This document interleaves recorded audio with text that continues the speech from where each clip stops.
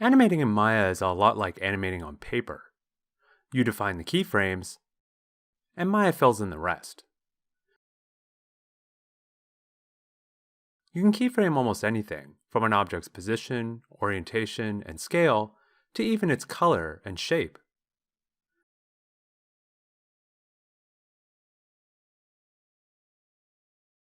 To set a keyframe, first select a start frame in the time slider. You can increase or decrease the number of frames shown on the time slider here. Select your object and press S to keyframe all of its attributes at once. Keyframes appear as red lines in the time slider, as well as in the attribute editor and channel box.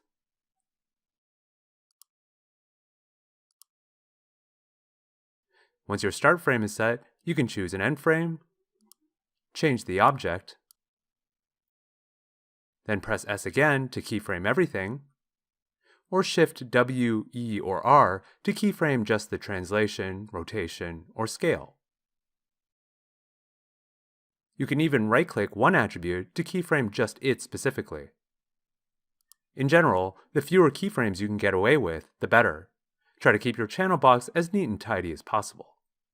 Now when you press the play button, the object animates.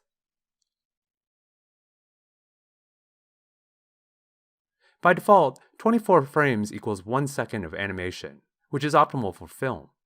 Video games tend to run at 30 to 60 frames per second.